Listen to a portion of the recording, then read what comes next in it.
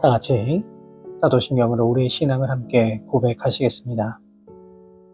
나는 전능하신 아버지 하나님, 천지의 창조주를 믿습니다.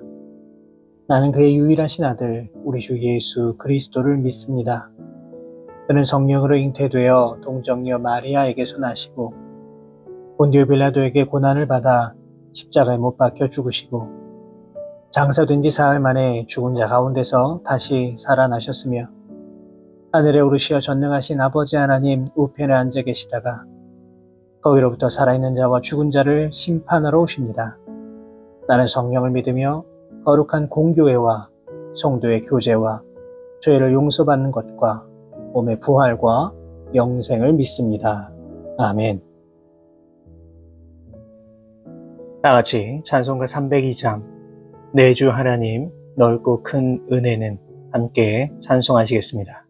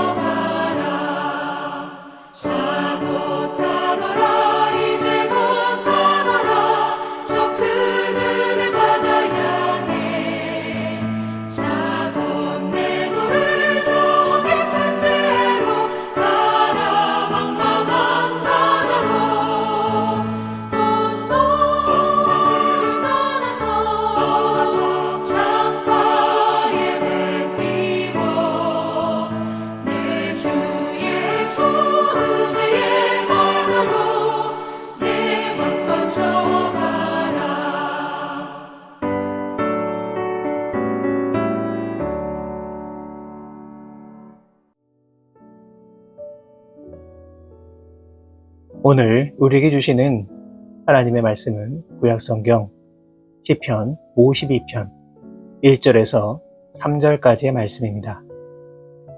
시편 52편 1절에서 3절까지의 말씀을 제가 받들어 봉독하겠습니다. 포악한 자여, 내가 어찌하여 악한 계획을 스스로 자랑하는가? 하나님의 인자하심은 항상 있도다.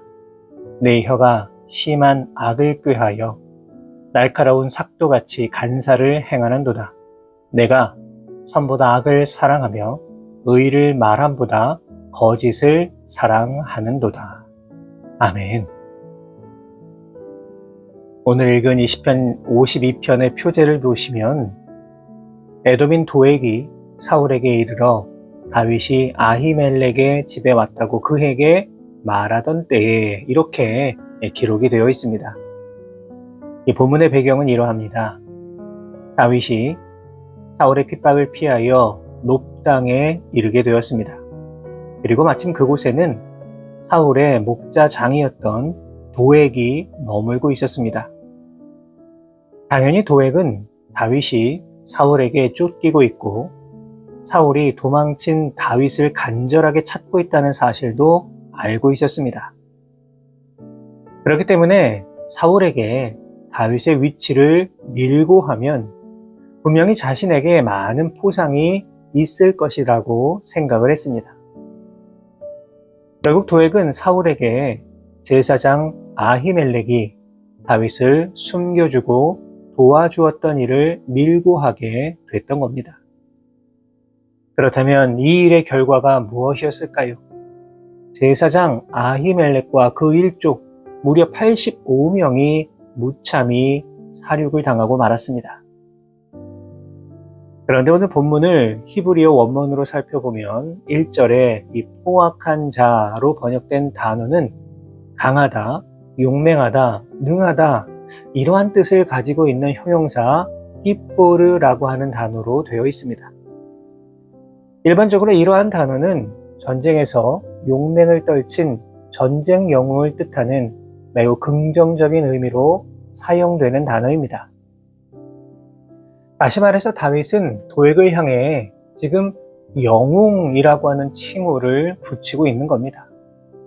생각해보면 쉽게 납득하기 어려운 상황입니다. 그런데 같은 본문을 공동 번역으로 보면 이 부분이 악명 높은 영웅이여 이렇게 번역이 되어 있습니다. 다시 말해서 도액이 정말로 영웅이기 때문에 그를 향하여 영웅이다 이렇게 부르고 있는 것이 결코 아니라는 겁니다. 오히려 다윗은 도액의 행위가 악을 행함에 있어서 마치 영웅과 같았기 때문에 그를 지금 이와 같이 부르고 있는 것입니다. 일반적으로 우리가 영웅이라고 부르는 많은 위인들의 모습은 어떠합니까? 이들은 두려움을 모르는 사람들입니다. 대적을 두려워하지 아니하고 용감하게 맞서 싸우는 사람을 향해 우리는 영웅이라고 부릅니다. 이러한 의미에서 본다면 다윗은 정말 영웅이었습니다.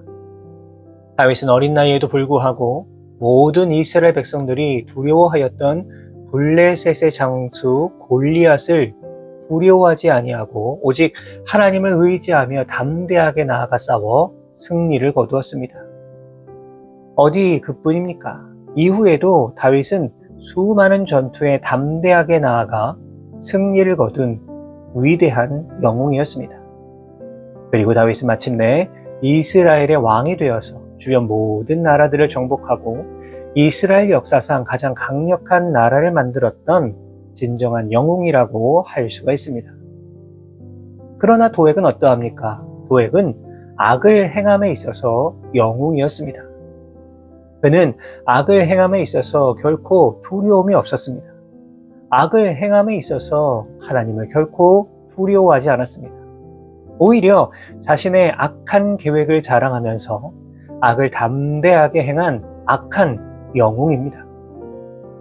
그런데 바로 이러한 모습이 악인들이 보여주는 공통적인 모습이라고 할 수 있습니다. 악인들은 악을 행하는 자신들의 행위를 마치 영웅적인 모습으로 생각하고 담대하게 행동합니다.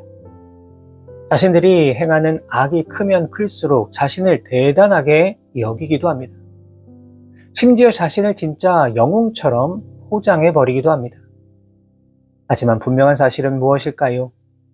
악에 대한 이들의 영웅적인 행위가 결국 자신을 멸망케 한다는 것입니다. 그렇기 때문에 우리는 결코 죄에 대하여, 악에 대하여 가볍게 여겨서는 안 됩니다. 말하기는 악에 대하여 영웅적인 마음을 가진 그런 삶이 아니라 악에 대해서는 정말 어린아이와 같고 악을 대적하는 일에 영웅적인 삶을 살아가실 수 있는 우리 모든 성도 여러분 되시기를 바랍니다. 그런데 1절 하반절을 보시면 시인은 하나님의 인자하심은 항상 있도다 이렇게 노래합니다. 무슨 의미일까요?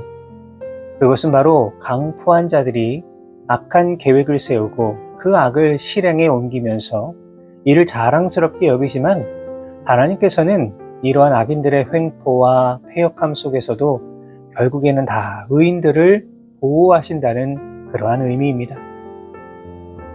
사실 악인들의 공격은 지금도 쉬지 않고 이어집니다. 그것도 너무나도 세밀하고도 치밀하게 공격해 옵니다.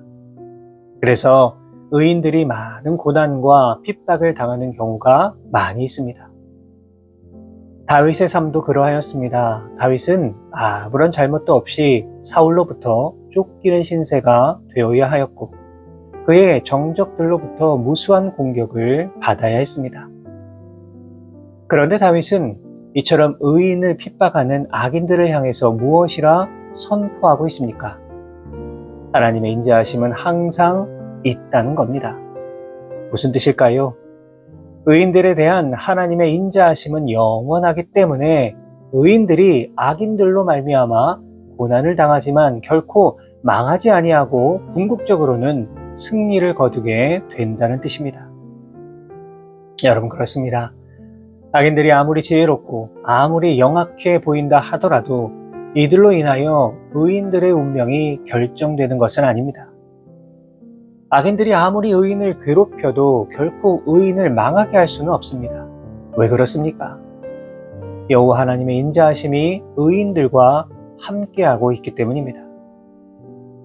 다윗의 삶과 생애가 바로 이것을 보여주고 있습니다. 분명한 사실은 최후 승리는 악인의 몫이 아니라 하나님을 경외하는 의인들의 몫이라는 사실입니다. 악인들의 자랑은 잠시 지나치는 것에 불과합니다. 시편 1편 6절의 말씀을 보시면 무릇 의인들의 길은 여호와께서 인정하시나 악인들의 길은 망하리로다 라고 분명하게 선언하고 있습니다. 혹시라도 우리가 악인들의 계획과 공격을 받더라도 우리는 결코 낙심해서는 안 됩니다. 왜냐하면 우리를 향한 하나님의 인자하심이 분명하게 있기 때문입니다. 오직 선으로 악을 이기는 우리 모든 성도 여러분 되시기를 주님의 이름으로 부탁을 드립니다. 이어서 보면 3절의 말씀을 보시면 악인의 분명한 정체성이 무엇인가가 기록되어 있습니다. 무엇이라 합니까? 내가 선보다 악을 사랑하며 의를 말함보다 거짓을 사랑하는도다 라고 말합니다. 다시 말해서 악인은 악과 거짓을 사랑하는 사람이라는 겁니다. 그런데 본문을 보시면 비교급 보다라고 하는 단어를 사용하면서 선과 악 그리고 의와 거짓을 비교하고 있습니다. 하지만 이 말은 악인이 선과 의도 사랑하지만 그보다 악과 거짓을 더 사랑한다 라고 하는 말로 이해해서는 안 됩니다. 오히려 이 말은 강포한 자가 오직 악과 거짓을 사랑한다 라고 하는 것을 더욱더 강조하고 있는 것입니다. 분명한 사실은 무엇일까요? 악인은 선을 조금 사랑하고 악을 더 많이 사랑하는 자들이 결코 아니라는 겁니다. 악인들의 내면에는 오직 악으로 가득 차 있습니다.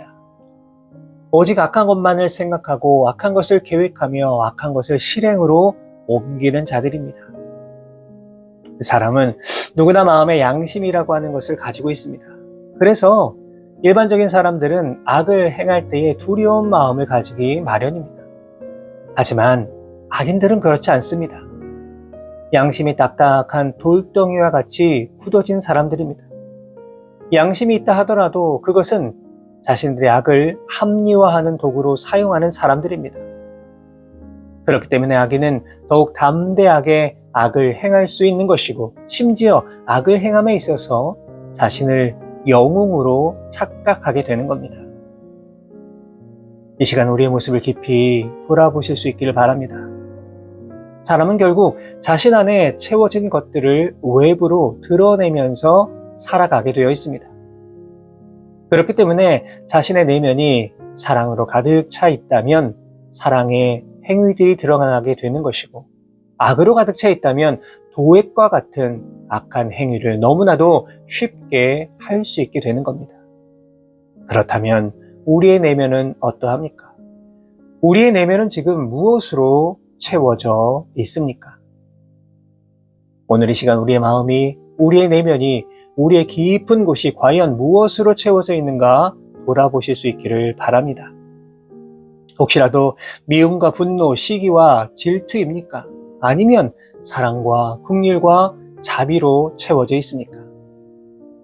바라기는 우리의 삶이 우리 안에 채워진 것들로 결정된다는 것을 기억하셔서 도액과 같은 악한 마음은 다 버리시고 오직 선으로 우리의 마음을 채우심으로 말미암아 하나님 보시기에 의로운 삶, 아름다운 삶을 살아가실 수 있는 우리 모든 성도 여러분 되시기를 주님의 이름으로 축원합니다. 기도하겠습니다. 하나님 감사합니다. 오늘도 우리를 사랑하셔서 귀한 생명 허락해 주시고 주님 바라보고 의지하며 살아갈 수 있도록 인도하여 주신 은혜에 감사를 드립니다. 오늘 하루를 살아가면서 우리에게 주신 말씀 마음에 깊이 새기고 그 말씀 의지하면서 그렇게 이 땅을 살아갈 수 있는 우리 모두가 되게 하여 주옵소서. 바라옵고 원하오니 우리의 삶 가운데 악인의 맹렬한 공격과 핍박이 다가온다고 하더라도 우리를 향한 하나님의 인자하심이 영원하다는 것을 언제나 기억할 수 있도록 인도하여 주시고 우리에게 다가오는 악은 어떤 모양이라도 버릴 수 있게 하여 주시며 오직 주의 사랑과 은총과 자비하심으로 우리 내면을 가득 채워 나아갈 수 있는 담대함과 용기 허락하여 주옵소서. 모든 걸 주님 앞에 감사드리며 거룩하신 예수 그리스도의 이름으로 기도하옵나이다. 아멘.